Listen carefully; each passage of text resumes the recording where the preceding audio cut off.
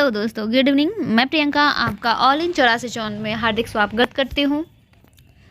आशा करते हैं कि आपकी एग्ज़ाम की तैयारी अच्छी चल रही होगी और आपकी एग्ज़ाम की तैयारी को और बेहतर करने के लिए हम लेकर आ गए हैं हिस्ट्री MIC सेमेस्टर 1 का सभी इम्पोर्टेंट प्रश्न जो एग्ज़ाम की दृष्टि से काफ़ी ही महत्वपूर्ण है। हमारा हिस्ट्री MIC का और भी 2 वीडियो अपलोड हो चुका है। अगर आप अभी तक वीडियो को नहीं देखे हैं तो जाके प्लेलिस्ट में दिया गया है, उसको जाकर देख लीजिएगा, जो वो भी एग्ज़ाम की दृष्टि से काफ़ी ही महत्वपूर्ण है। तो समय वेस्ट ना करते हुए बढ़ते अपने वीडियो की तरफ। हमारा पहला क्वेश्चन है, भारतीय प्राचीन कलाओं की विशेषताओं का वर्णन करें, अथवा भारत में चित्रकला के विकास की झलक प्रस्तुत करें, अथवा भारत में मूर्तिकला के विकास का विवरण प्रस्तुत करें। आपको आंसर पे बढ़ने से पहले हम आपको बता देना चाहते हैं कि इस तीनों क्वेश्चन का आंसर एक ही होगा। प्राचीन कला कहिए अथवा चित्रकला कहिए या फिर मूर्तिकला, ये तीनों जो भी हैं ये सभी एक ही क्वेश्चन से संबंधित है, ठीक है। तो इसीलिए इनका आंसर भी सभी एक होगा। यदि आपको एग्जाम में ये क्वेश्चन पूछे या फिर ये पूछे या फिर ये पूछे या फिर तीनों पूछ दे, ठीक है, तो आपको घबराना बिल्कुल भी नहीं है, आपको इसका आंसर देना है, ठीक है, क्योंकि आप ऑल इन 84 से पढ़े हुए हैं, ठीक है। आंसर की तरफ बढ़ते हैं। हमारा पहला क्वेश्चन का आंसर ये रहा, भारत प्राचीन काल से ही कला के क्षेत्र में एक अपनी अलग पहचान बनाए हुए है। भारत में विभिन्न तरह की कलाओं का प्रचलन हुआ, ठीक है। कहने का अर्थ ये है कि भारत, आप और हम सभी जानते हैं कि भारत प्राचीन काल से ही क्या है, कला के क्षेत्र में एक अपनी अलग पहचान बनाए हुए है, ठीक है। यहाँ पर विभिन्न तरह की कलाओं का जन्म हुआ है। ये भारत विभिन्न तरह के कलाकारों का भी जन्मदाता भी माना जाता है, ठीक है। प्राचीन काल में कलाएं नागरिक जीवन का अंग थी, ठीक है। समाज में कला कुशल पुरुषों और स्त्रियों का आदर था, यानी कि जो भी कला जानते थे उनका क्या था, उस वक्त समाज में काफ़ी आदर होता था, ठीक है। कलाओं की ज्ञाता के आचार्य शिष्य से घिरे रहते हैं, यानी कि जो भी कला के ज्ञाता थे, जो भी कला जानते थे, यानी कि सरल शब्दों में कहें कि कलाओं के टीचर वो क्या थे, शिष्यों से घिरे रहते थे। अब जानते हैं अपनी परिभाषा के बारे में। कला की परिभाषा, कला का संबंध मनुष्य की अपनी अंतःकरण की अनुभूतियों से है, ठीक है। मानव अपने हृदय की भावनाओं को कला के रूप में अभिव्यक्त करता है, यानी कि जो भी मानव जो है अपने जो भी अनुभूति है, यानी कि जो भी फील कर रहा है उसको अगर व्यक्त कर रहा है कला के ये से, कला के द्वारा, उसे क्या कहते हैं, कला कहते हैं, ठीक है। दूसरे शब्दों में कहा जाए तो मानव अपने मन, शरीर और इंद्रियों के द्वारा मानव उपयोगी तथा आनंददायक जिस वस्तु का निर्माण करते हैं वही कला है। अर्थात कहने का अर्थ है कि जो भी कला का मतलब क्या होता है, कला का मतलब ये होता है कि वो हमें आनंद प्रदान करे, ठीक है। यदि कोई भी चीज़ हमें आनंद प्रदान करती है, जैसे आज के ज़माने में हम लोग वीडियो देखते हैं, डांस देखते हैं, नृत्य करते हैं, खुद भी करते हैं, मोबाइल पे भी देखते हैं, है ना, तो ये सभी क्या हो गई, कलाएं हो गई, और ये क्या करते हैं, हमें आनंद प्रदान करते हैं, ठीक है। सॉन्ग सुनते हैं, ये क्या करते हैं, हमें आनंद प्रदान करते हैं, तो इसीलिए इसको क्या कहेंगे, हम लोग कला कहेंगे, ठीक है। चलिए, कलाओं के विकास प्रागैतिहासिक युग में ही हो गया था। सिंधु सभ्यता के युग में विविध कलाओं, संगीत कला, चित्रकला, मूर्तिकला, स्थापत्य कला, वस्त्र बुनना, आभूषण बनाना आदि का विकास हो चुका था। यानी कि कला आज का नहीं है, वो प्राग ऐतिहासिक काली, अर्थात सिंधु सभ्यता की जब खोज हुई उस समय भी क्या था, कलाओं का विकास हो चुका था, ठीक है। इसमें संगीत कला था, चित्रकला था, मूर्तिकला था, ये सभी, स्थापत्य कला, इसका अर्थ होता है मतलब स्थापित करने वाला कला, ठीक है। वस्त्र बुनना, है ना, आज भी हम लोग के समाज में वस्त्र बुना जाता है हाथ से। आप अपनी दादी वगैरह को देखे होंगे कि हाँ, हाथ से वस्त्र बुनता है, स्वेटर बुना जाता है, पर्दा वगैरह बुना जाता है ना। तो आभूषण बनाना, आज भी आप सुनार को देखते हैं हाथ से आभूषण बनाता है, तो ये सब चीज़ें आज से नहीं है, बहुत पहले से हैं, ठीक है। वैदिक साहित्य में विविध कलाओं का उल्लेख है। रामायण और महाभारत में कलाओं के अद्भुत विकास के दर्शन होते हैं, ठीक है। इसमें क्या है, महाभारत काल में भी क्या है, कलाओं का अद्भुत विकास, यानी कि उस समय भी जब रामायण महाभारत का काल था उस समय भी क्या था, कला का विकास हुआ था, ठीक है। कला का क्रमबद्ध इतिहास बौद्ध युग से प्राप्त होता है, यानी कि क्रमबद्ध यानी कि लाइन से उसका इतिहास के बारे में क्या, बौद्ध युग से प्राप्त होता है। कर्णव, मौर्य, कर्णव, सातवाहन, आंध्र गुप्त आदि भारतीय राजाओं ने कला के को उचित संरक्षण और प्रोत्साहन दिया। ठीक है, मौर्य वंश के हो गए या फिर सातवाहन वंश हो गए, आंध्र हो गए, गुप्त हो गए, इन सभी राजाओं ने क्या किया, कला को उचित संरक्षण और क्या किया, प्रोत्साहन दिया कि हाँ बहुत अच्छा है, आप हम उसको पैसा देते हैं या फिर अपनी धन देते हैं, आप इसका और क्या करें, विकास करें, जिसमें मंदिर बना, ये सब चीज़ें बनी। ठीक है, स्तूप बने, ये सब क्या है, ये सब कला ही ना है। ठीक है, उन्होंने कलाओं का के विविध निर्माण भी प्रस्तुत किए थे, यानी कि कहने का अर्थ है कि बहुत सारे मंदिर वगैरह भी बनवाए थे। ठीक है, आप दक्षिण में चले जाए तो अच्छी अच्छी मंदिरें हैं जो आज के ज़माने में पॉसिबल नहीं है। ठीक है, भारतीय कलाओं का विदेशी कलाओं से संपर्क होकर कलाओं का नूतन प्रयोग आविष्कृत हो गए। यानी कि देखिए, विदेशी लोग भी आए, वो भी कुछ कला जानते थे और भारतीय लोग भी थे, वो भी कुछ कला जानते थे। तो कहा कि तुम अपना कला बताओ, आई कहा कि तुम अपना कला बताओ। तो दोनों ने मिलकर क्या किया, अपना अपना कला का प्रदर्शन करके और एक नवीन कला का क्या किया, विकास किया। ठीक है, उदाहरण के रूप में भारतीय मूर्ति कला पर पश्चिमोत्तर देशों की कला का प्रभाव पड़ा। इससे गंधार शैली का आविर्भाव हुआ। आप लोग सुने होंगे गंधार शैली, दक्षिण में आप चले जाए इधर तो क्या है, सभी जो मूर्ति वगैरह है, मंदिर वगैरह है, सब क्या है, गंधार शैली में निर्मित है। सॉरी, उत्तर भारत में क्या है, गंधार शैली में मूर्तियों का निर्माण हुआ है। ठीक है, चित्रकला का अब जानते हैं, चित्रकला के विकास के बारे में, चित्रकला का आविर्भाव कैसे हुआ, उसका क्या क्षेत्र है क्या नहीं है, उसके बारे में जानते हैं। प्राचीन समय का मानव गुफाओं में रहता था, जहां उसने चित्रकारी करना प्रारंभ कर दिया। ठीक है, आप भी बच्चा में होंगे तो जहाँ भी होंगे पेन से गांजते रहते होंगे, बेंच पर लिखते होंगे। ठीक है, तो वो आज से नहीं है, वो प्राचीन काल से ही है। ठीक है, और बच्चा ही नहीं, और अभी भी कितने बच्चे हैं लगते हैं बेंच पर, एग्जाम देने जाते हैं, बेंच पर सब कलाकारी करके आते हैं, नाम लिख के आते हैं। ठीक है, कोई अपना बॉयफ्रेंड का नाम लिख के आता है, कोई अपनी गर्लफ्रेंड का नाम लिख के आता है। तो लेकिन कला जरूर करते हैं, कोई दिल बना देता है और दिल में इतना बड़ा तीर घुसा देता है। ठीक है, तो ये सभी क्या करते हैं, कला का अपना प्रदर्शन करते हैं। तो ये सभी कलाकार हैं, लेकिन छोटे मोटे कलाकार हैं। ठीक है, प्राचीन साहित्य तथा पुरातत्व के अवशेषों से चित्रकला के विकास का पता चलता है। आप अभी न्यूज़ वगैरह में सुनते होंगे कि हाँ इस गुफा में ऐसा चित्र मिला। ठीक है, तो इनसे क्या है, उनका अवशेष जैसे जैसे मिलता है उस वक्त का पता चलता है। धनपाल की तिलक मंजरी में चित्रकला विद्या का उल्लेख है। धनपाल एक राजा हुआ करते थे और उनकी पुस्तक हुआ करती थी, उस समय के थे। ठीक है, तो उनकी पुस्तक का नाम था तिलक मंजरी, और इसी में क्या है, चित्रकला विद्या का उल्लेख है। यानी कि चित्रकला विद्या का उल्लेख किसमें है, तो तिलक मंजरी में, और इसको किसने लिखा हुआ था, धनपाल। ठीक है, कालिदास के मालविका अग्निमित्र में चित्राचार्यों का उल्लेख है। चित्राचार्य का मतलब क्या हुआ, चित्र के आचार्य, आचार्य मतलब शिक्षक। ठीक है, तो कालिदास द्वारा एक मालविका अग्निमित्र है जो कि काफ़ी फेमस पुस्तक है, उसमें भी क्या है, चित्राचार्यों का उल्लेख है। ठीक है, प्राचीन स्थापत्य ग्रंथों मानसार, मानसोल्लास आदि में चित्रकला के विषय का वर्णन है और इसको स्थापत्य का अंग माना गया है। ठीक है, प्राचीन युग में चित्र भित्तियों और गुहाओं में मिलते हैं। इन चित्रों को दो वर्गों में बांट सकते हैं, वन्य और नागरिक। ठीक है, गुहाओं की भित्तियों पर कोयला, गेरू आदि से बनाए गए चित्र पाए गए हैं। यानी कि गुहा में जो बनाया जाता था उसको क्या करता था, उस वक्त तो पेंट वगैरह था नहीं। ठीक है, तो क्या किस चीज़ से बनाते थे, कोयला से बनाते थे, गेरू से बनाते थे, गेर यानी कि जिसको हम लोग आज के ज़माने में गेर कहते हैं। ठीक है, उससे बनाते थे। ठीक है, तो इनको प्रागैतिहासिक चित्रकला कहा जाता है। ठीक है, उस वक्त जो बनाया गया था उनको क्या कहा जाता है, प्रागैतिहासिक चित्रकला कहा जाता है। इन पर रचना का समय निश्चित करना कठिन है।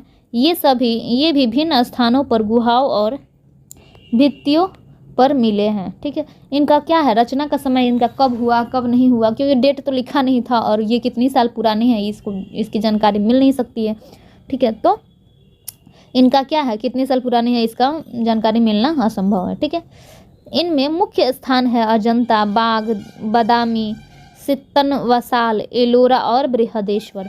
आप चले जाइएगा अजंता की गुफाओं में, बाघ की गुफाओं में, बादामी, एलोरा, ये सभी में क्या है, चित्रकला का वर्णन मिलता है। यानी कि चित्रकला किया हुआ है और इसका वर्णन भी किया गया है। ठीक है, मूर्तिकला, भारतीय मूर्तिकला का इतिहास बहुत ही प्राचीन है, जो चित्रकला से भी क्या है, पहले का है अति प्राचीन काल से मानव भावनाओं को मूर्तियों के रूप में उत्तीर्ण करता रहा है।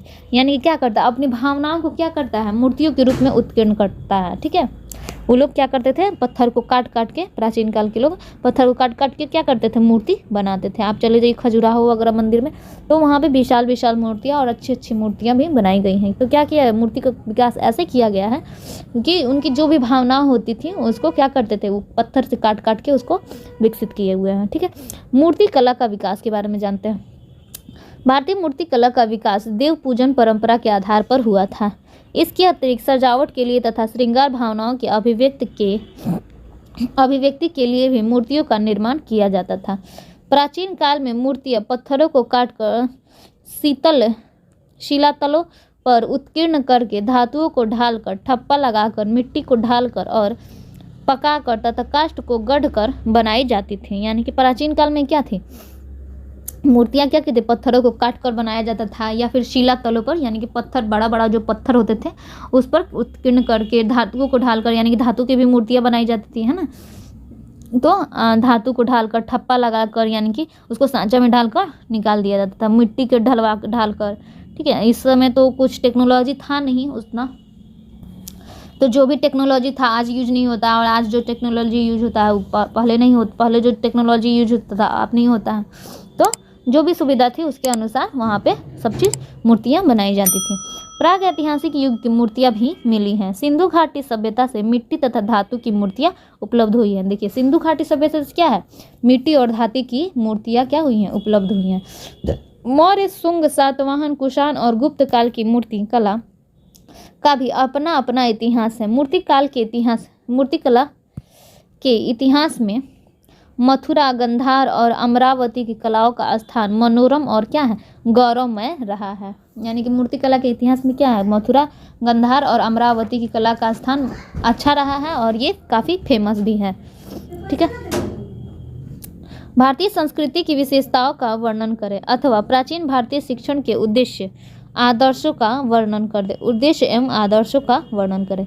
प्राचीन भारत के प्रमुख विश्वविद्यालयों का क्या है, वर्णन करना है।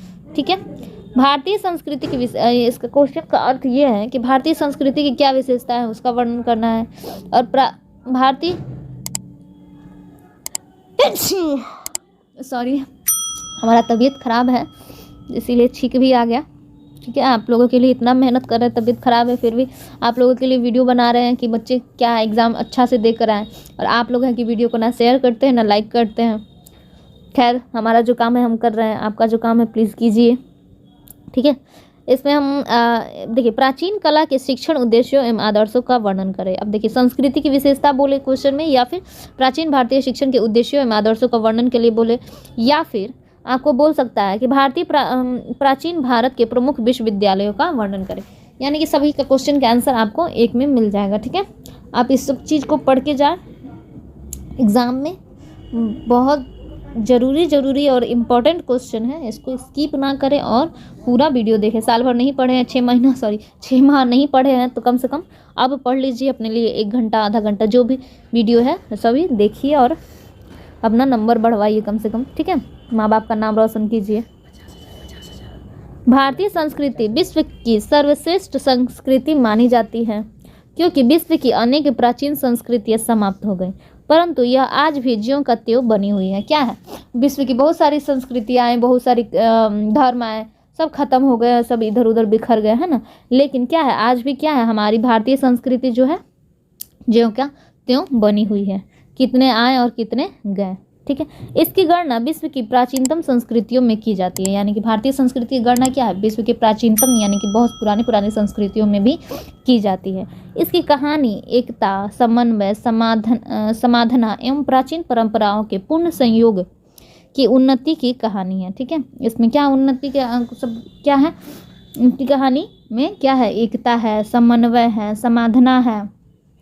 ठीक है, प्राचीन परंपराओं का, यानी कि जो भी परंपरा प्राचीन काल में चलते थे उसका संयोग से इसकी उन्नति का कहानी है। ठीक है, इसकी श्रेष्ठता का प्रधान कारण इसकी समन्वयात्मक प्रवृत्ति में छिपा हुआ है। ठीक है, कि इनके समन्वय, यानी कि समन्वय का अर्थ होता है एक दूसरे में मिल जाना। ठीक है, उसके प्रकृति में क्या है, छिपा हुआ है। ठीक है, इस प्रवृत्ति से ही इसे आज तक जीवित और अक्षुण्ण बनाए रखा है।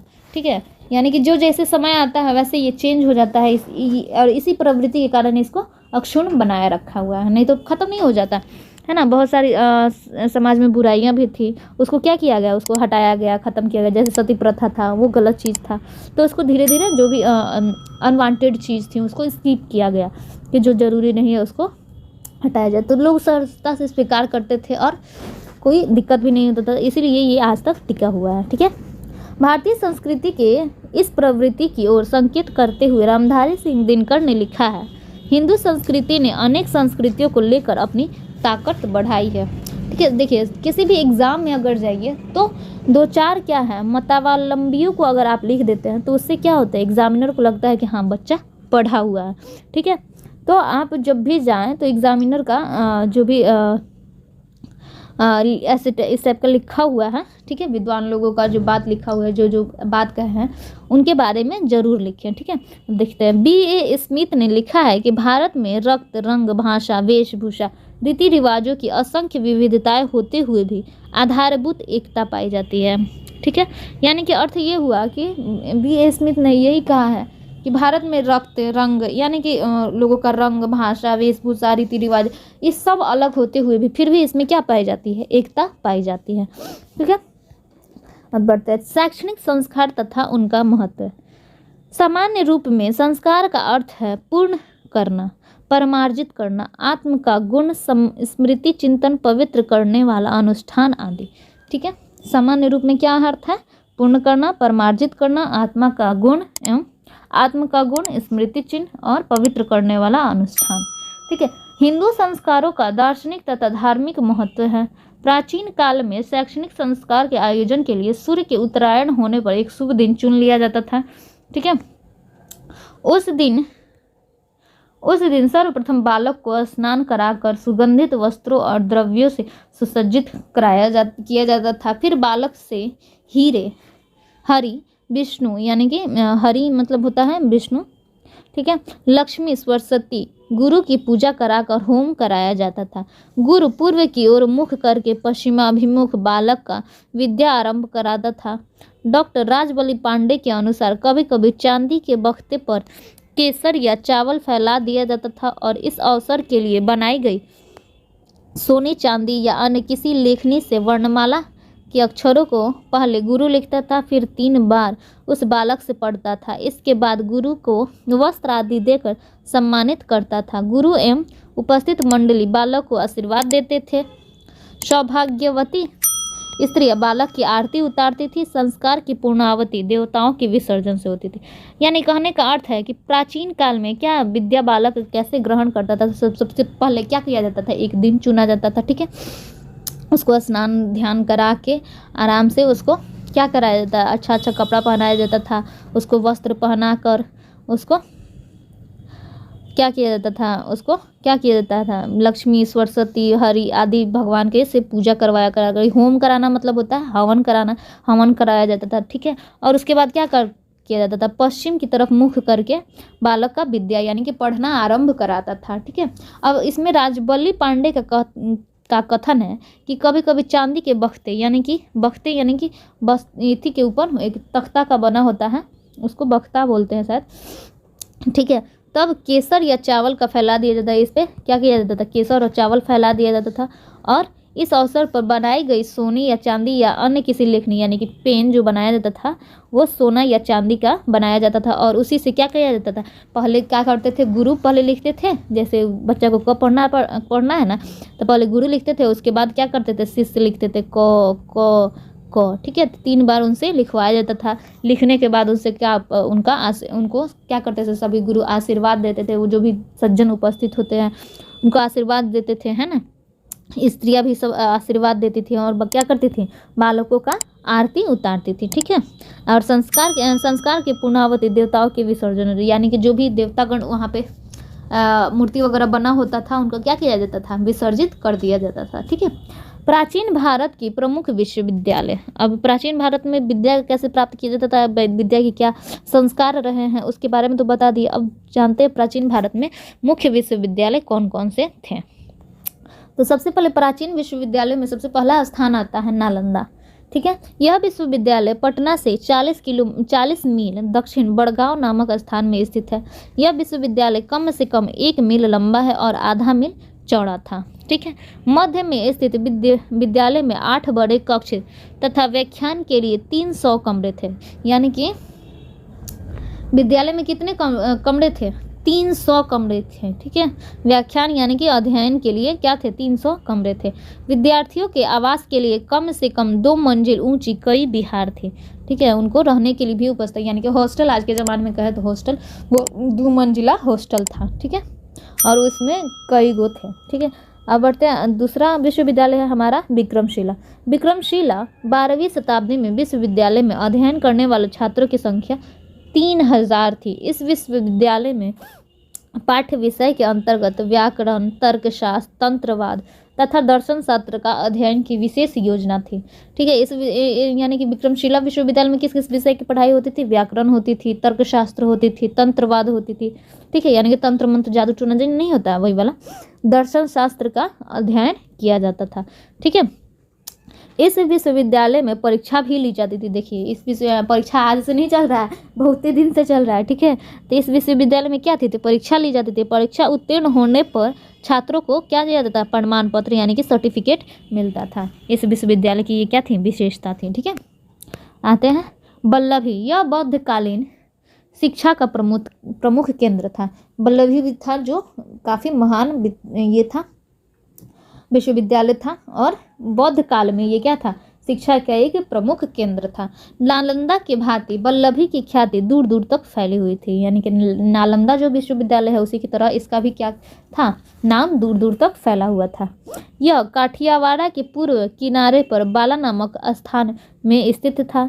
चीनी यात्री इत्सिंग ने 7वीं शताब्दी में इस सुप्रसिद्ध शिक्षा केंद्र का उल्लेख किया है। ठीक है, चीनी यात्री जो आए हुए थे जिनका नाम था इत्सिंग, इन्होंने इस शिक्षा केंद्र का क्या किया है? बुक में अपने उल्लेख किया हुआ है। यहाँ धार्मिक शिक्षा, व्याकरण आदि के साथ साथ लौकिक शिक्षा, राजनीति शास्त्र, अर्थशास्त्र, मुनीमी आदि का भी शिक्षा दी जाती थी।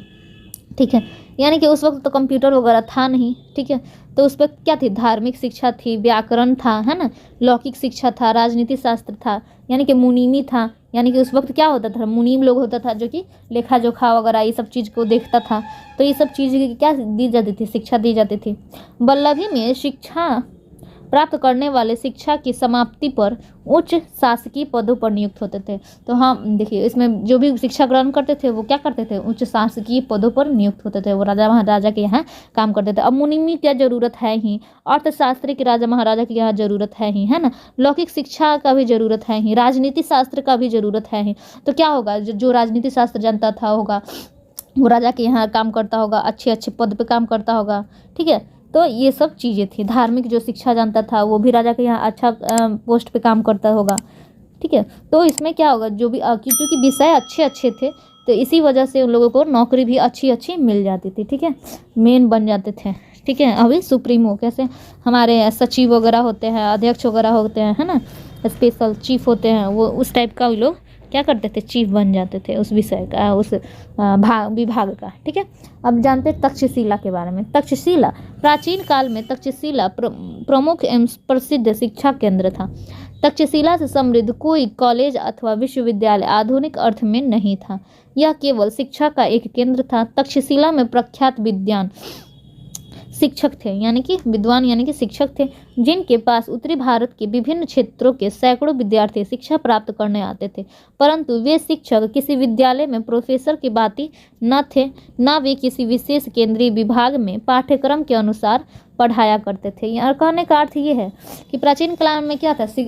तक्षशिला भी था जो एक प्रमुख प्रसिद्ध शिक्षा का केंद्र था। ठीक है, तक्षशिला से समृद्ध कोई कॉलेज अथवा विद्यालय आधुनिक अर्थ में नहीं था। यानी कि उस समय क्या है?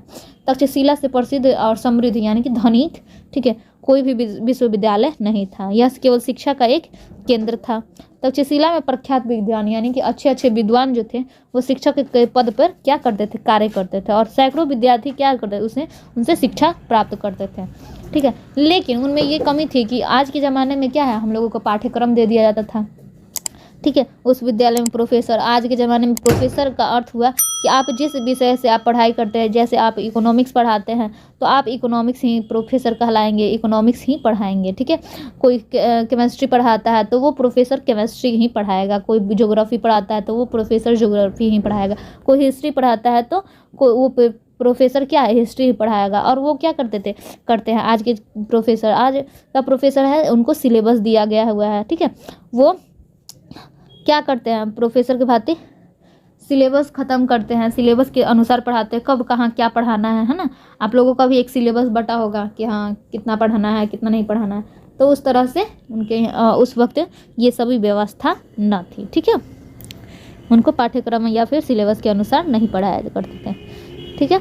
बढ़ते हैं तीसरे प्रश्न की तरफ। हमारा तीसरा प्रश्न है, वसुधैव कुटुंबकम की अवधारणा की विवेचना करें अथवा मानव परिवार समाज एवं शिक्षण कल्याण के संदर्भ में वसुधैव कुटुंबकम की अवधारणा क्या परीक्षण करें। आपको एग्जाम में किसी भी तरह से आपको क्या कर सकता है, क्वेश्चन घुमा सकता है। अब आपको क्वेश्चन ये देवे या फिर ये देवे, या फिर ऐसे भी क्वेश्चन पूछ सकता है कि वसुधैव कुटुंबकम से आप क्या समझते हैं, है ना, समाज के बारे में वसुधैव कुटुंबकम का। तो आपको बस ये याद रखना है कि हाँ हमसे वसुधैव कुटुंबकम के बारे में पूछ रहा है, और अपना राइटिंग एकदम आराम से इस आंसर को लिख सकते हैं। तो चलिए बढ़ते हैं वसुधैव कुटुंबकम का। सबसे पहले हम लोग अर्थ जानते हैं, ठीक है, वसुधैव कुटुंबकम का अर्थ। और एक चीज़ और करना चाहूँगी कि एग्ज़ाम तो सभी बच्चे देते हैं, एग्ज़ाम सभी बच्चे लिखते हैं, लेकिन कुछ बच्चों का एग्ज़ाम अच्छा जाता है, कुछ बच्चों का एग्ज़ाम ख़राब जाता है, कुछ बच्चे अच्छे लिखते भी हैं उसके बाद भी कहते हैं कि हाँ हमारा नंबर कट गया। तो इसका मेन रीज़न ये है कि आप जब भी एग्ज़ाम में जाए तो ब्लैक और ब्लू 2 पेन लेकर जाएं, और किसी भी चीज़ को, जैसे ये वसुधैव कुटुंबकम का अर्थ लिखना है तो आप उसको लिख दें, मन करे तो आप इसको अंडरलाइन ऐसे कर दें, ठीक है। उसको ब्लैक पेन से लिखें और क्या करें, आंसर जो है इसका डिस्क्राइब करें ब्लू पेन से, ठीक है। ऐसे देखने में कॉपी सुंदर भी लगेगा, एग्जामिनर को लगेगा कि हाँ बच्चा जानता है और क्या किया है, मेहनत भी किया है, ठीक है। तो वो खुश होकर 1-2 नंबर एक्स्ट्रा भी देता है। और एग्जामिनर की, चूँकि एग्जामिनर के ऊपर काफ़ी प्रेशर रहता है और वो कॉपी ऊपर नीचे देख लेता है, हाँ ये सही है, ये सही है, और थोड़ा सा सुंदर लिखिएगा तो एग्जामिनर को ध्यान आकर्षित होगा, है ना, तो वो थोड़ा सा खुश भी होगा और उसका मन भी लगेगा कॉपी चेक करने में, और आपको अच्छा मार्क्स देगा, औरों की तुलना में तो बेटर मार्क्स देगा, इसकी गारंटी मैं देती हूँ, ठीक है। वसुधैव कुटुंबकम का अर्थ, ठीक है, जहाँ एक और पूरी वसुधा अर्थात हमारे पृथ्वी को एक परिवार के रूप में बांध देता है, वही यह भावनात्मक रूप से मनुष्य को अपने विचारों और कार्यों का प्रभाव की विस्तृत करने की बात कहता है। वसुधैव कुटुंबकम हमारे हिंदू धर्म को, सनातन धर्म का मूल मंत्र है, ठीक है। हमारे हिंदू धर्म का क्या है, एक मूल मंत्र है। यह हमारे धर्म में ही नहीं, यह भारतवर्ष के संस्कार का भी द्योतक है, ठीक है। भारतवर्ष का भी क्या है, संस्कार का द्योतक है। विश्व के स्तर पर हम भारतीयों की विचारधारा का यह मूल है। वसुधैव कुटुंबकम महाउपनिषद व कई अन्य ग्रंथों में लिखा हुआ है। इसका शाब्दिक अर्थ है पूरी धरती ही परिवार है, यानी कि वसुधैव कुटुंबकम का अर्थ क्या हो गया, हमारी ये पूरी धरती है जो क्या हमारा परिवार है, यहाँ के सभी लोग क्या है हमारे परिवार है, हमारे परिवार के सदस्य हैं। जैसे हमारे परिवार में भाई बहन चाचा मामा मौसा फूफा मम्मी पापा ये सब रहते हैं, सभी अपने हैं, वैसे ही क्या है पूरी धरती के लोग ही क्या है हमारा परिवार है और परिवार का सदस्य है। संसद भवन के प्रदेश कक्ष में भी यह लिखा हुआ है, यानी कि पूरी धरती वसुधैव कुटुंबकम जो है संसद जो भवन का जो निर्माण हुआ है उसमें भी क्या है लिखा गया है, ठीक है, लिखा हुआ है। महाउपनिषद अध्याय 4 के श्लोक 171 में भी इस प्रकार उद्धारित है। देखिए किस प्रकार उद्धारित है, आया निज परोवेति गणना लघु चेतसाम उदार चरिताना तु वसुधैव कुटुंबकम। ये पंक्ति आप लोगों ने पढ़ा होगा 3रा या 4था क्लास में, ठीक है। संस्कृत के बुक में ये सब बुक पढ़ा हुआ, हम तो शायद 3रा 4था में हम पढ़े हुए थे, हमको ये कुछ श्लोक याद है, ठीक है। आप लोगों ने भी पढ़ा होगा संस्कृत की बुक में। तो इसका अर्थ ये हुआ, अर्थात हमारा यह, अर्थात यह मेरा बंधु है, यह मेरा बंधु नहीं है, ऐसे विचार या छोटी भेदभाव छोटी चेतना वाले व्यक्ति करते हैं। उदार चरित्र के व्यक्ति संपूर्ण विश्व को ही परिवार मानते हैं, यानी कि क्या करते हैं, या मेरा भाई है, ये मेरा भाई नहीं है, ये अपना है, ये गैर है, ये क्या करते हैं, छोटी ओछी ओछी यानी कि ओछी बुद्धि वाले जो भी होते हैं वो ऐसा करते हैं। ठीक है, उदार चरित्र वाले तो क्या, जो यानी कि अच्छे चरित्र वाले हैं, वो क्या करते हैं, संपूर्ण विश्व को ही अपना परिवार मानते हैं, सबको अपनत्व की दृष्टि से मानते हैं। जैसे आपके घर में आपकी माँ है, जैसे हमारा वैसे ही बाहर की भी माँ को माँ के समान समझते हैं। जैसे अपने घर में बहन है, वैसे ही बाहर के भी दूसरों की भी बहन को क्या समझते हैं, बहन समझते हैं। वही क्या हो गए, उदार चरित्र के लोग हो गए। मानव जाति इस समय विशाल सामाजिक पारिस्थितिक कठिनाइयों का सामना कर रही है। इस समय हम न केवल अपने अस्तित्व और स्थूल लड़ाई लड़ रहे हैं, बल्कि साथ में एक ऐसी लड़ाई भी चल रही है जहां इंसान की पहचान के साथ मानवता भी दांव पे लगी है। आज इंसान अनेक प्रकार की परेशानी झेल रहा है। रिश्तों का मूल्य कम हो गया है। पूरे विश्व में अपने परिवार को नज़र से देखना तो दूर, लोग अपने लोभ के कारण अपने ही परिवार का अहित करने में भी नहीं डरते हैं। अब बताइए, आज की परिस्थिति आप सभी जानते हैं, आज की परिस्थिति ऐसी हो गई है कि आप पूरे विश्व को क्या परिवार मानिएगा, लेकिन अपने परिवार में नहीं पड़ता है। सभी को क्या करते हैं, दुश्मन की दृष्टि से देखते हैं। कोई कुछ बोल दिया तो हाँ वो हमारा दुश्मन हो गया, ये ऐसे बोल दिया, हमको ऐसे काहे बोला। ठीक है, तो क्या है, अपना ही परिवार में क्या हो रहा है, नहीं पट रहा है। भोजपुरी में कहे तो पटरी नहीं खा रहा है। ठीक है, किसी का ज़मीन का विवाद है, किसी को ईगो का, किसी को पैसा का, है ना। तो वो क्या है, वो अपने ही परिवार में लोग के कारण, कुछ पारिवारिक मामला के कारण क्या है, सबका अहित करने पे है कि हम उसको ये कर देंगे, वो कर देंगे। ये सब चीज़ें आजकल देखने को मिल रही हैं। ठीक है,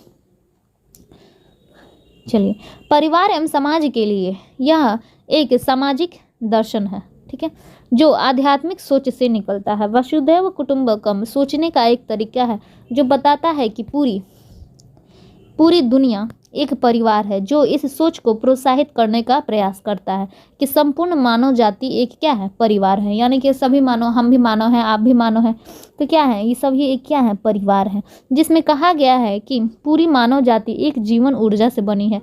यदि परमात्मा एक है तो हम कैसे अलग अलग हो सकते हैं। यदि हमारा ईश्वर एक है, हमारा भगवान एक है, तो हम कैसे अलग अलग हो सकते हैं, ये कहा गया है। यदि समुद्र एक है तो उसकी बूंदें अलग अलग कैसे हो सकती है। तो सही बात है, यदि अगर समुद्र है तो उसमें जो भी है उसका बूंद, अगर एक बूंद इधर निकाल के रख दीजिए तो वो कैसे अलग हो जाएगा, वो भी तो समुद्र का ही पानी कहलाएगा ना। तो वही चीज़ है, हम सबको बनाने वाला परमात्मा ही है और वह एक है। इस तरह हम सभी भी एक ही परिवार के सदस्य हैं, फिर चाहे हम भारतीय हों, अफगानी हो, चाहे एशिया से हो या फिर यूरोप से। देखिए, भारत वसुधैव कुटुंबकम का कितना बड़ा और व्यापक अर्थ है कि पूरे विश्व को अपने क्या मानता है, परिवार मानता है। सभी विश्व के सदस्य अपने परिवार को, सभी विश्व के लोगों को अपना परिवार का क्या मानता है, सदस्य मानता है। ठीक है, चलिए विश्व के लिए, अभी विश्व के लिए जानते हैं। वसुधैव कुटुंबकम भारत की विदेश नीति की क्या है, नींव है। इसके अनेक उदाहरण हैं, अधिक दूर जाने की आवश्यकता नहीं। सबसे सही और सटीक उदाहरण हम अभी हाल की घटना को देखें। यमन में भारी हिंसा और बमबारी हो रही थी। उस तबाही के बीच यमन के उपद्रवग्रस्त इलाकों में फंसे लोगों को निकालने के लिए भारत के लोगों द्वारा उस देश में हाल ही के वर्षों में अब तक का संभवतः सबसे बड़ा बचाव अभियान ऑपरेशन राहत किया गया है। यानी कि देखिए, आज भी हम लोग क्या करते हैं, अपने विश्व को क्या मानते हैं, वसुधैव कुटुंबकम के तहत ही मदद पहुंचाते हैं। देखते हैं कहीं कहीं, जैसे नेपाल में ही भूकंप आया था तो भारत ने कितनी मदद की थी। श्रीलंका में आर्थिक समस्या चल रही थी, है ना, तो वहाँ पे भी काफ़ी पैसा से हो, आर्मी से हो, हर चीज़ से लेकर क्या किया गया, मदद वहाँ पे पहुँचाया गया। ठीक है, मदद वहाँ पे पहुँचाया गया। तो ये क्या करता है कि वसुधैव कुटुंबकम का ही क्या है, ध्येय है। ठीक है, कहीं ना कहीं उससे भारत प्रेरित है कि हाँ जी, हमारा विश्व बंधुत्व का बना रहे, हमारा जो भी मानवता सबसे पहले हमारा जीवित रहना चाहिए, बाद में देश और राज्य है ना। ऑपरेशन राहत किया गया। ऐसे अनेक उदाहरण भारत ने विश्व स्तर पर क्या किए हैं, प्रदर्शित किए हुए हैं। ठीक है, तो इस तरह वसुधैव कुटुंबकम का क्वेश्चन खत्म होता है। बढ़ते अपने चौथे प्रश्न, जो कि ये है, प्राचीन भारत में जनपद की अवधारणा का वर्णन करें। 6ठी शताब्दी ईस्वी पूर्व में भारत के 16 महाजनपद का वर्णन करें। ठीक है, क्वेश्चन कैसा हूँ, घुमा के आपसे पूछे जनपद के बारे में, तो आपको घूमना नहीं है किसी भी प्रकार का, इसीलिए आपको 2 बार 3 बार 2 क्वेश्चन 3 क्वेश्चन करके दिया जा रहा है, ताकि अब से कोई भी क्वेश्चन पूछे, और हाँ लॉन्ग में पूछे या फिर शॉर्ट में पूछे। आप शॉर्ट में पूछे यदि क्वेश्चन तो आप इसी को याद कर ले, उसको थोड़ा सा छोटा करके लिखिए। आप लॉन्ग में लिखिए तो इसी को याद कर ले या इसको पूरा लिख दे, है ना। तो अगर आप बड़ी की तैयारी करते तो छोटा अपने आप लिखा जाएगा, ठीक है। तो ऐसा नहीं कि आप छोटा तैयारी कीजिए, अगर वो लॉन्ग में पूछ दिए तो फिर सोचने लगे कि अब क्या लिखे, ठीक है। तो इसीलिए थोड़ा सा ज़्यादा में लिखाया जा रहा है, लॉन्ग टाइप का ही लिखाया जा रहा है, ताकि आपको अगर कोई भी आए तो उसमें आप तो शॉर्ट करना जानते ही हैं, ओके। जैसे भी हो यहाँ पे लिखना है, बस हमको इससे मतलब है कि एग्ज़ाम में क्वेश्चन लिखना चाहिए, कॉपी भरना चाहिए, आंसर देना चाहिए, है ना, जिस तरह से भी आप दें, ठीक है। चलिए, प्राचीन भारतीय विचारकों के अनुसार राज्य एक आदर्श कल्पना है जिसका विकास समाज में व्यवस्था, अनुशासन, नियम पालन, न्याय, सुरक्षा की भावना के लिए हुआ है। सर्वप्रथम राज्य संबंधी विवेचना कौटिल्य के अर्थशास्त्र में उपलब्ध होता है। राज्य के सप्तांग सिद्धांत में कौटिल्य ने जनपद का उल्लेख किया है, यानी कि जनपद का उल्लेख किसने किया है, तो कौटिल्य ने, ठीक है। चलिए, जनपद राज्य का तीसरा मुख्य तत्व जनपद है, ठीक है। जनपद यानी कि हम लोग कह देते थे जिला, अभी हम लोग क्या कहते हैं, जिला कहते हैं। जैसे वैशाली क्या हो गया, हमारा जनपद हो गया। आगे हम पढ़ेंगे, ठीक है, पढ़ते हैं इसको। जनपद राज्य का तीसरा मुख्य तत्व जनपद है। जनपद के अभाव में राज्य का कोई अस्तित्व नहीं हो सकता है। एक तरह से प्राचीन जनपद की कल्पना आधुनिक क्षेत्र टेरिटरी का समान की गई है। प्राचीन काल में जिस राजा का जहाँ राज्य होता था उसका स्वामित्व उसे प्राप्त था, ठीक है। अर्थात कहने का अर्थ ये है कि प्राचीन काल में राज्य का मतलब जनपद वही होता था जहाँ पे राजा का आधिपत्य होता था, ठीक है। जहाँ पे राजा का आधिपत्य होता था, जहाँ का राज्य का पेंशन वगैरह या फिर कृषि, व्यापार, वाणिज्य, ये सब उसके अधीन होता था। उसके क्या कहते थे, उस राजा का जनपद कहा जाता था।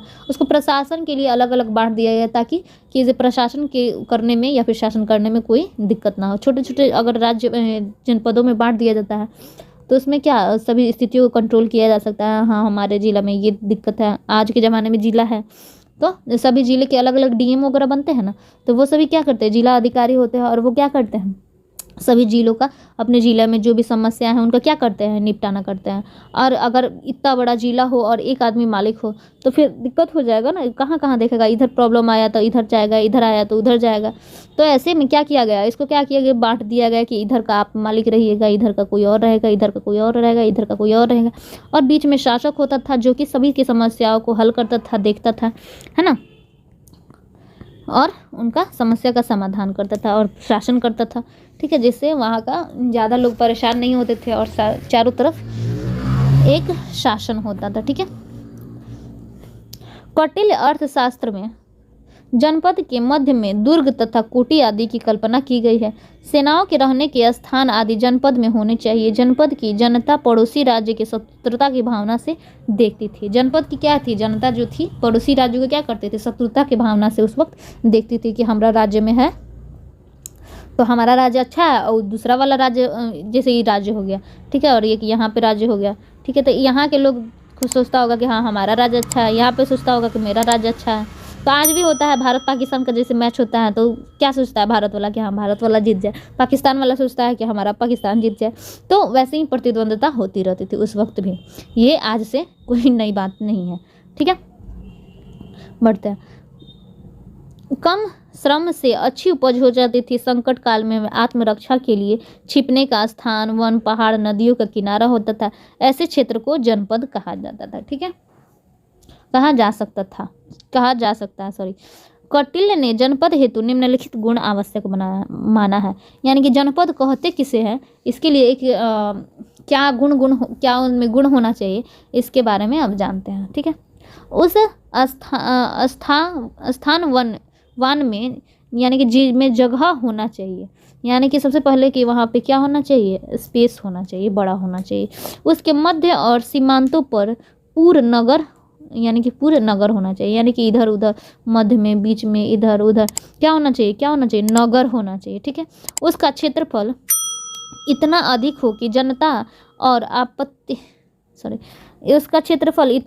हो कि जनता अपनी जनता का और आपत्ति के समय बाह्य लोगों का पालन उसकी पैदावार से हो सके। यानी कि इतना बड़ा होना चाहिए कि अगर कोई संकट भी आता है तो रुक जाइए। देखिए भाई साहब,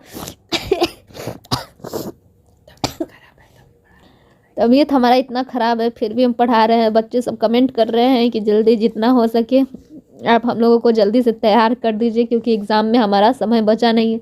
6 महीने से तो वीडियो देखना नहीं है, पढ़ाई करना नहीं है ना। एग्ज़ाम के वक्त आप लोगों को सब याद आता है कि हाँ जी हमको पढ़ना भी है। ठीक है, खैर आप लोग प्लीज़ वीडियो को लाइक कीजिए, इतना तबीयत होने के बावजूद भी हम पढ़ा रहे हैं, और शेयर तो ज़रूर कीजिएगा बाबू। ठीक है, चलिए हम कहाँ पे थे, चलिए फिर से बताते हैं। उसका क्षेत्रफल इतना अधिक हो कि अपनी जनता का और आपत्ति के समय बाह्य लोगों का पालन उसकी पैदावार से हो सके। यानी कि उसका क्षेत्रफल इतना होना चाहिए कि यानी कि जो भी वहाँ पे कृषि कार्य होते थे, जैसे यहाँ पे है तो कोई आपत्ति हो गया, बाढ़ आ गया, ये सब हो गया, तो उसके क्षेत्रफल में अगर यहाँ पे किसान खेती वगैरह करते हैं तो क्या हो गया, वहीं के पैदावार से क्या हो, वहाँ पर जीवन यापन हो सके। ठीक है, क्योंकि दूसरे राज्य से तो पता नहीं दे कि नहीं, मदद करे कि नहीं करे, क्योंकि सभी पड़ोसी राज्यों से क्या चलता था, आपस में तो कोल्ड वार यानी कि द्वंद्व चलता रहता था कि हमारा राज्य है, हमारा राज्य है ना। तो उसकी पैदावार खुद का होना चाहिए। ठीक है, जिसमें आत्मरक्षा के सब साधन हो। अब जनपद है उसमें आत्मरक्षा का साधन ही नहीं हो, ठीक है, अस्त्र शस्त्र ना हो, तो ये सब चीज़ें होनी चाहिए। ठीक है, जनपद के लिए जो आत्मनिर्भर हो, यानी कि जनपद उसे कहते थे जो आत्मनिर्भर हो, यानी कि स्वयं फसल कर सके, स्वयं का चिकित्सक होगा, है ना, स्वयं का सब व्यापार वाणिज्य हो, बाजार हो, ये सब चीज़ें हो तो क्या हुआ, वो जनपद हुआ। जो शत्रुओं का पराभव कर सके, यानी कि उनको क्या करे, परास्त कर सके, यानी कि सैनिक व्यवस्था भी होना चाहिए था, जिसमें सामंतों और पड़ोसी राजाओं को वश में रखने की क्षमता हो। यानी कि अब देखिए ये कमज़ोर अगर पड़ा तो पड़ोसी राज्य जो है अगर इससे मजबूत हुआ तो क्या करेगा, इस पे चढ़ाई कर देगा और इस राज्य को भी क्या करेगा, अपने राज्य में मिला लेगा। तो इसमें अगर क्षमता रहेगी, सैनिक व्यवस्था बढ़िया रहेगी तो ये चढ़ेगा नहीं चढ़ेगा। ठीक है, तो इसमें क्या, इसमें भी मजबूती होना चाहिए और इसमें भी, यानी कि जनपद के लिए क्या होना चाहिए, सैनिक व्यवस्था, या फिर पड़ोसी राजा को जो भी उद्दंडता या फिर जो भी अमानवता करे उनसे क्या करने, वश में करने की क्या होना चाहिए, क्षमता होना चाहिए। जिसमें दलदलों, पत्थर वाली ऊंची नीची व कांटों से भरी जमीन ना हो। अब देखिए, अब रेगिस्तान को हम कह दें कि हमारा जनपद है तो उसमें क्या कर सकते हैं, ना पशु को चरा सकते हैं, ना खेती कर सकते हैं, तो वो तो जनपद हो नहीं सकता है ना। आप रेगिस्तानी लेके क्या करेंगे कि हमारा जिला है, उसमें से क्या कुछ कर सकते हैं, ना फसल कर सकते हैं, ना गाय को चरा सकते हैं, है ना वहाँ पे अच्छी बारिश होगी, ना घर बन सकता है, तो उस चीज़ को नहीं होना चाहिए। ठीक है, जिसमें सांपों व जंगली पशुओं की प्रचुरता ना हो। यानी कि अब देखिए, अब सांप वाला जंगल ले लीजिए, पूरा जंगल को कह दीजिए कि हमारा जनपद है, तो ये भी सही नहीं है। पशु यानी कि बाघ, हिरन, बाघ, चीता, शेर घूमते रहे और सब लोगों को पकड़ पकड़ के ले जाए जंगल में, तो ये भी नहीं होना चाहिए, है ना। जो देखने में सुंदर हो, यानी कि उसकी बनावट जो हो क्या हो, वो देखने में सुंदर हो, अच्छा लगे कि हाँ जी ये राज्य बढ़िया लग रहा है, यहाँ पे मंदिर बना हुआ है, यहाँ पे अलग मैंने व्यवस्थित ढंग से हो। ठीक है, जिसमें चारागाह हो, यानी कि सब पहले के लोग तो पशुपालन ही करते थे और चारागाह यदि होता तो और अच्छा हो जाता था। ठीक है, कहीं और जाने की ज़रूरत नहीं पड़ती। ठीक है, जिसकी जलवायु बलदायक हो, यानी कि उसमें बारिश वगैरह हमेशा होते रहना चाहिए था। ठीक है, जिसमें गुप्त मार्गों की सत्ता हो, यानी कि गुप्त मार्ग अगर कोई बाहरी राज्य आक्रमण भी कर दे तो उसमें क्या हो, गुप्त मार्ग बना हुआ होना चाहिए, ताकि वो ग्रामीण या फिर वहाँ के नागरिक क्या हो, गुप्त रास्ते के से निकल के कहीं और चले जाए सुरक्षित स्थान पे। ठीक है, जिसमें पशुओं की प्रचुरता हो, यानी कि पशु वगैरह पर्याप्त मात्रा में हो गए। ठीक है, चलिए अब बढ़ते हैं अगले प्रश्न की तरफ। प्रश्न, अच्छा सॉरी, इसी का आंसर ही है। 6ठी शताब्दी ईस्वी पूर्व का भारतीय इतिहास में विशेष महत्व है। राजनीति के क्षेत्र में महाजनपदों का उदय हुआ और महाजनपदों का उदय 6ठी शताब्दी ईस्वी पूर्व में ही हुआ।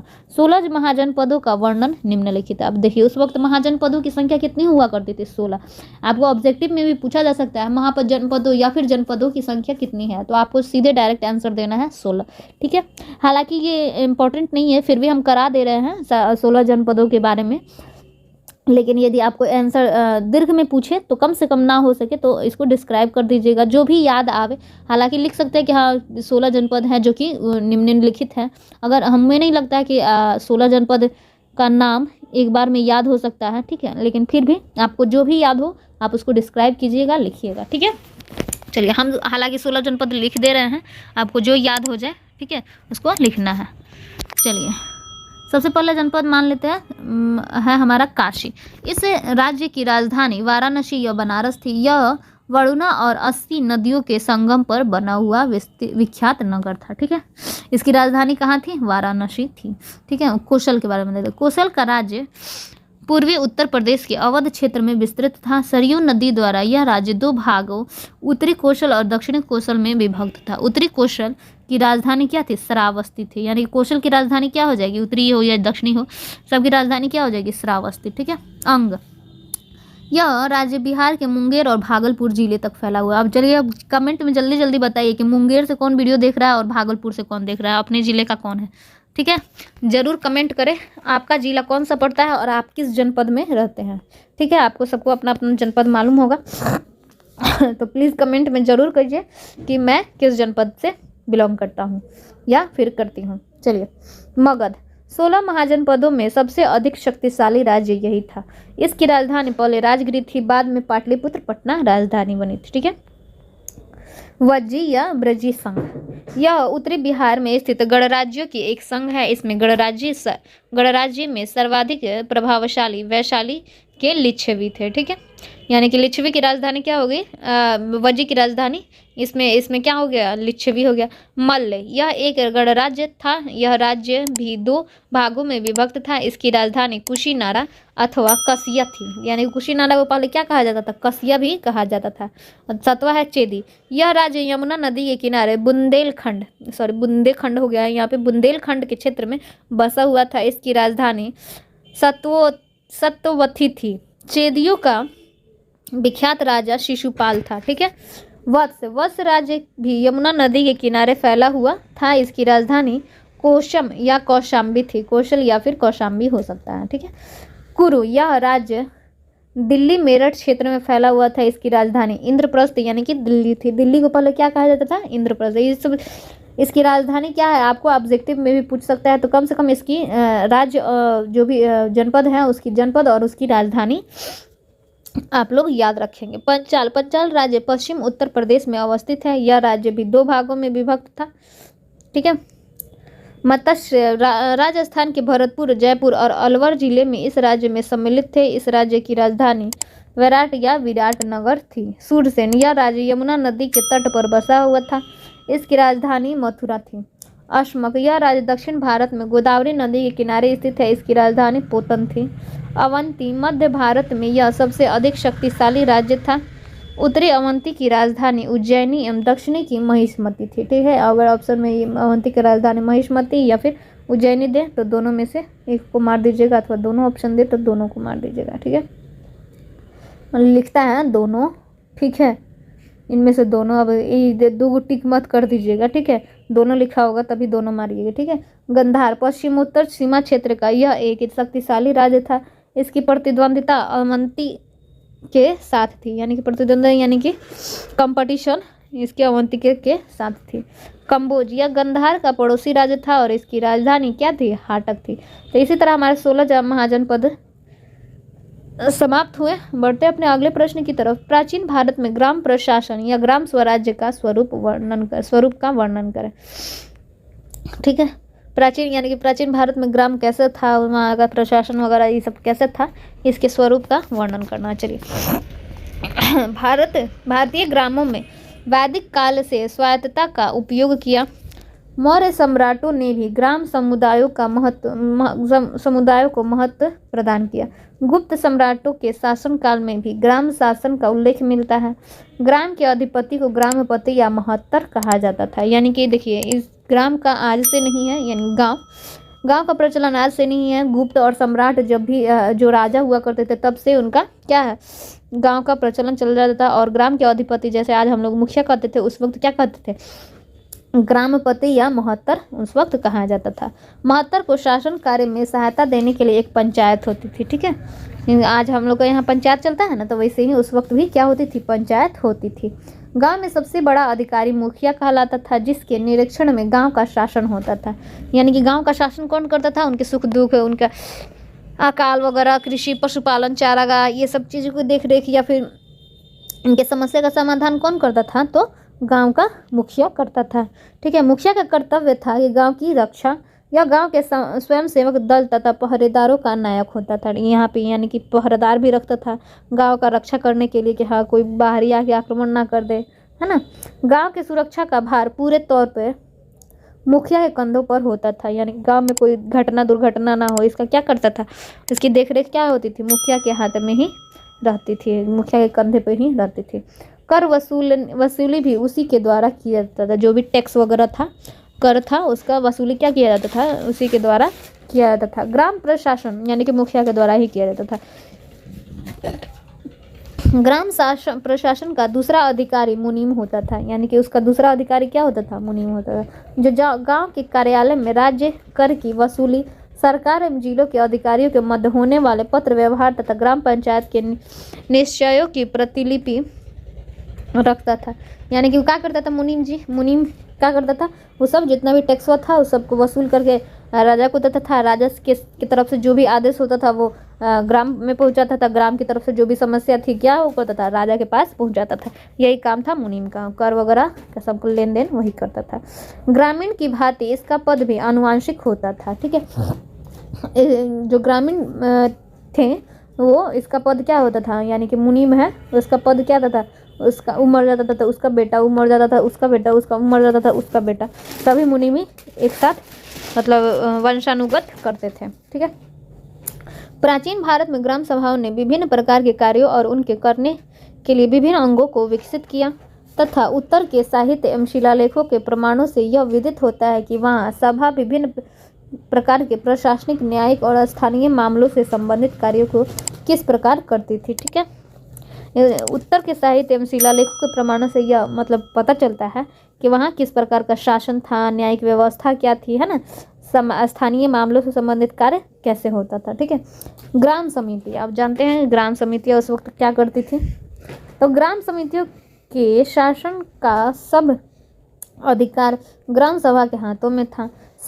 शासन कार्य की सुविधा के लिए अनेक समितियों का निर्माण किया जाता था जिन्हें विभिन्न प्रकार के कार्य करने होते थे। सबसे पहला होता था वर्ष भर के लिए शासन कार्य का नियंत्रण व निरीक्षण करने वाली समिति, धन की व्यवस्था करने वाली यानी कि धन कहाँ से आएगा, कैसे आएगा, उसकी व्यवस्था करने वाली समिति, जलाशय की व्यवस्था करने वाली समिति यानी कि जल वगैरह कैसे पिएगा लोग का, जैसे कोई कुआं तालाब सूख गया तो उसकी व्यवस्था करना, ये इन सब चीज़ों की व्यवस्था करना था उन लोगों को। उद्यानों की व्यवस्था यानी कि पार्क वगैरह या फिर जंगल वगैरह, बाग बगीचे जो भी उनको उन्हीं के सब देख रेख में रहता था।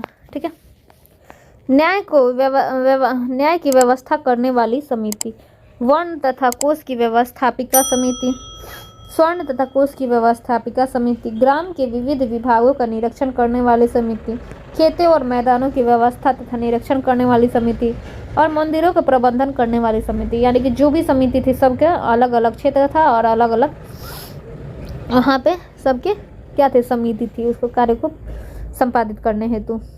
चलिए दूसरा देते हैं ग्राम सभाओं के कार्य। ग्राम सभाओं अथवा पंचायतों के कार्य निम्न प्रकार के थे। ये लोग क्या क्या करते थे आइए देखते हैं। इनके कार्य निम्नलिखित थे। ग्राम पंचायत ग्राम सभा का सर्वप्रथम कार्य भूमि कर वसूलना था। वो क्या करता था? भूमि कर जो भी था लोगों से क्या करता था? सब वसूलता था। अपनी संपत्ति को बेचना या अमानत पर रुपया प्राप्त करना उसी का कार्य था। ठीक है, ग्राम यानी कि संपत्ति जो भी कोई बेचता था उसी के द्वारा बेचता था या फिर बीच का अधिकारी वही बनता था। ठीक है, ग्रामवासियों के झगड़े का फैसला भी ग्राम पंचायत करती थी। आज भी हम लोगों का पंचायत बैठता है गांव में। ठीक है, और किसी से झगड़ा हो जाता है या फिर कोई ज़मीन वगैरह विवाद हो जाता है तो क्या करता है? ग्रामवासी बैठते हैं, ग्राम पंचायत लगता है और उसी में क्या करता था? फैसला होता है। ठीक है, तो पहले भी इसी प्रकार का होता था। वास्तव में एक ग्राम पंचायत का सबसे महत्वपूर्ण कार्य था। सही बात है, झगड़ा को सुलझाना ये सबसे बड़ा महत्वपूर्ण कार्य है, तो उस वक्त भी वही कार्य था, झगड़ा को सुलझाना। ठीक है, दीवानी मामले में भी विवादों का फैसला ग्राम पंचायतें ही करती थी। यानी जमीन संबंधी ये सब भी मामले में क्या करती थी? ग्राम सभा ही ये सब का फैसला करती थी। मंडी तथा बाजारों का भी प्रबंध ग्राम पंचायतें करती थी। मंडी कहाँ लगेगी कहाँ नहीं लगेगी, ग्राम पंचायत ये सब का भी क्या करती थी? प्रबंध क्या करती थी? ग्राम पंचायत ही करती थी। मंदिरों के प्रबंध ग्राम पंचायत करती थी। उनका भी प्रबंधन क्या करती थी, ग्राम पंचायत ही करते थे।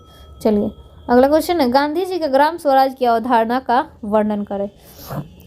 ठीक है, तो ये काफ़ी इंपॉर्टेंट प्रश्न है। ठीक है, बट इसके क्वेश्चन का आंसर देखते हैं। यानी गांधी कहने का अर्थ ये है, क्वेश्चन का अर्थ कि गांधी जी ग्राम स्वराज के उनका सपना था कि ग्राम स्वराज हो। ठीक है, तो उनकी क्या अवधारणा रही है, क्या रहा है, क्या नहीं रहा है, उसके बारे में बताना है। चलिए जानते हैं। परिचय, सबसे पहले हम क्वेश्चन अगर कोई क्लू नहीं मिल रहा है तो आप सबसे पहले लिखेंगे परिचय। ठीक है, उसको ब्लू या ब्लैक पेन से लिखेंगे। ठीक है, उसके बारे में उसके बाद उसके बारे में थोड़ा सा डिस्क्राइब करेंगे, जैसे कि क्वेश्चन में दिया गया है। ग्राम स्वराज राम राज्य व्यवस्था की पहली सीढ़ी है। ठीक है, राम राज्य से तात्पर्य है सभी सुखों से परिपूर्ण एक समाज व गांव या देश। ठीक, स्वराज एक पवित्र एवं वैदिक शब्द है जिसका अर्थ होता है आत्मशासन एवं आत्म संयम। ठीक है, महात्मा गांधी जी ने गांवों के विकास के लिए ग्राम स्वराज पर ज़्यादा बल दिया। इनका हमेशा से मानना था कि भारत की असली पहचान गांव में ही है। गांधी जी के अनुसार प्रत्येक गांव को आत्मनिर्भर और सक्षम होना चाहिए। ग्राम स्वराज के लिए महात्मा गांधी जी का योगदान या यहाँ पे रहेगा। अब चलिए उसको इससे पहले का जो भी पढ़ा है जान लेते हैं। देखिए, महात्मा गांधी का कहना था कि उनको क्या था, उन पर सबसे ज़्यादा बल दिया कि हाँ, ग्रामीण वासियों को अच्छा से स्वास्थ्य उपलब्ध हो, शिक्षा उपलब्ध हो। क्या होगा, तभी तो देश बढ़ेगा ना। सभी लोग स्वस्थ हो, खुश हो, है ना। सभी को एक समान स्वास्थ्य सुविधाएं मिले, सभी को एक समान शिक्षा प्राप्त हो, सभी को एक समान क्या जो भी संसाधन है, सुविधा है, सबको प्राप्त हो। ठीक है, तो इस प्रकार क्या होगा, भारत आत्मनिर्भरता की ओर बढ़ेगा और एक अच्छे भारत का निर्माण होगा। ठीक है, अब देखिए ग्राम स्वराज के लिए महात्मा गांधी जी का योगदान है। उनका क्या क्या योगदान है ग्राम स्वराज बनाने में, इसके बारे में जानते हैं। महात्मा गांधी जी का समग्र चिंतन एवं दर्शन का केंद्र गांव ही रहा है। यानी कि वो भी जो भी सोचते थे और देखते थे वो क्या करते थे, गांव में ही, उन पे गांव पे ही केंद्रित रहता था। गांधी जी के अनुसार ग्राम स्वराज का मतलब भारत के प्रत्येक गाँव को स्वतंत्र और आत्मनिर्भर बनाने से था। ठीक है, चूंकि उस वक्त गुलामी का समय था, सभी लोग अंग्रेजों के गुलाम थे, तो इस वक्त उनका क्या प्राथमिकता थी, सबसे पहले भारत के प्रत्येक गांव को क्या करना, स्वतंत्र करना और उन्हें क्या करना, आत्मनिर्भर बनाना। इनका मानना था कि अगर गांव नष्ट हो गए तो हिंदुस्तान भी नष्ट हो जाएगा, क्योंकि हिंदुस्तान की असली पहचान गांव में ही है। आज आप गांव में जितना संस्कार सभ्यता वगैरह देख लेते हैं, आपको शहर में देखने को नहीं मिलता है। तो इसीलिए गांधी जी ने कहा कि जितना भी कहा भी है कि भारत की असली पहचान हमारे गांवों में ही बसती है। इसलिए गांवों को आत्मनिर्भर बनाने के लिए गांधी जी ने पंचायती राज व्यवस्था पर जोर दिया। इन्होंने स्वदेशी वस्तुओं को अपनाने के लिए लोगों को निरंतर जागरूक किया। गांवों को आत्मनिर्भर बनाने के लिए इन्होंने खादी को अपनाने का बढ़ावा दिया और विदेशी वस्तुओं को बहिष्कार करने का संदेश भी फैलाया। अब उनको खादी बनाने के लिए इसलिए बढ़ावा दिया कि खादी क्या बनती थी, खादी पहले लोगों द्वारा बनती थी, चरखा से बनती थी, और उसको चरखा को चलाता कौन था, तो लोग चलाते थे, ग्रामीण लोग को चलाते थे। उनसे क्या होगा, लोग जब चरखा से वस्त्र बने हुए वस्त्र को पहनेंगे तो उनका क्या होगा, इनकम बढ़ेगा, उनको रोजगार उपलब्ध होगा, उनको अच्छा से स्वास्थ्य सुविधाएं, जो भी सुख दुख है वो अच्छे से कर पाएंगे। ठीक है, तो इसलिए क्या किया, उन्होंने चरखा पर खादी वस्त्र अपनाने के लिए बल दिया ताकि ग्रामीणों को कुछ इनकम हो सके, है ना। भारतीय वस्तुओं का उन्होंने उपयोग करने के लिए कहा ताकि जो भी उपयोग, अब जैसे अब वस्त्र को ही ले लीजिए, अब विदेशी वस्त्र पहनिएगा तो वो पैसा कहाँ जाएगा, विदेश में जाएगा। और आप अगर इंडियन वस्त्र पहनते हैं तो वह पैसा कहाँ जाएगा, हिंदुस्तान में ही रहेगा। किसी न किसी गरीब को, किसी न किसी मजदूर को, किसी न किसी तरह से तो जाएगा ही। तो वही चीज़ है, उस वक्त वो समझाते थे। विदेशी वस्तुओं का उपभोग करने के बजाय लोग अपनी ज़रूरत के लिए अनाज, दूध, साग सब्जी, फल, कपास, सूत और खादी आदि की पैदावार गांव में ही करने का सलाह गांधी जी ने दी थी। यानी कि जो भी देखिए, अब पहले विदेश के लोग थे, तो जैसे आज हम लोग पिज़्ज़ा, चाउमीन, बर्गर खाते थे, ये सब क्या है, विदेशी खाना है। ठीक है, तो उस सब चीज़ का बहिष्कार करने के लिए कहा है कि जो आपके घर में फल है, कपास है, सूत है, ये सब चीज़ों का पैदावार कीजिए और अपने गांव का ही, यानी कि अपने घर का ही खाना खाइए, अपने घर का बना हुआ कपड़ा पहनिए, अपने यहाँ का बना हुआ, यानी कि अपने ही कल्चर को अपनाइए।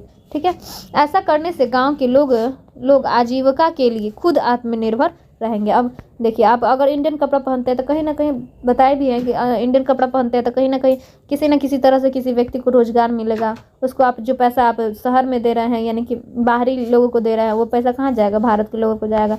और भारत के लोग इससे क्या होंगे? आत्मनिर्भर होंगे। ठीक है। ग्राम स्वराज का महत्व व उद्देश्य। ग्राम स्वराज का मुख्य उद्देश्य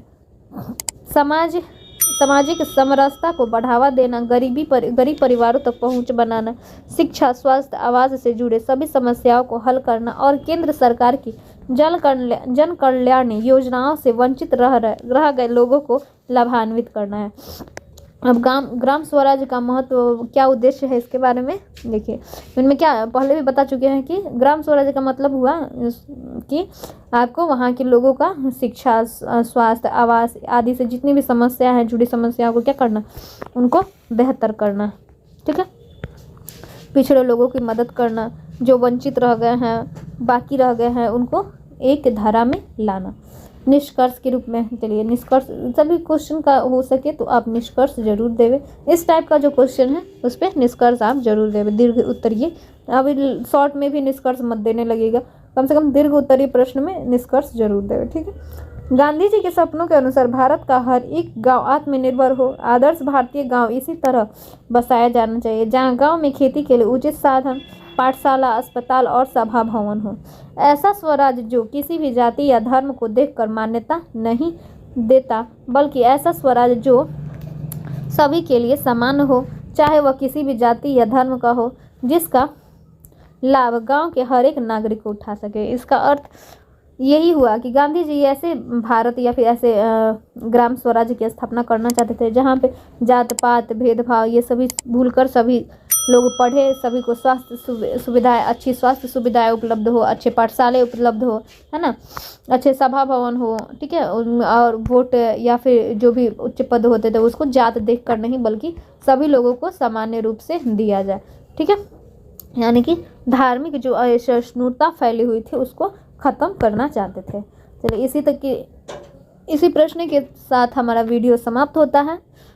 आप तब तक बने रहिए ऑल इन 8454 के साथ, और हमारे वीडियो को लाइक, शेयर और सब्सक्राइब करना बिल्कुल ना भूलें। आपको इतना तबीयत खराब होने के बाद भी आपके लिए इतना मेहनत कर रहा है तो प्लीज़ हमारे वीडियो को कम से कम 2-4 लोगों के पास ज़रूर शेयर कीजिए। ठीक है। ताकि इससे आपके जिसको शेयर करे वो भी खुश हो जाए, ताकि वो भी, उसके पास भी कोई वीडियो हो तो वो भी आपको शेयर करे। आप देखिए, किसी का मदद कीजिएगा तो वो भी आपके लिए तैयार रहेगा हमेशा मदद करने के लिए। तो प्लीज़ आप वीडियो को जितना भी हो सके आप शेयर कीजिए। ठीक है।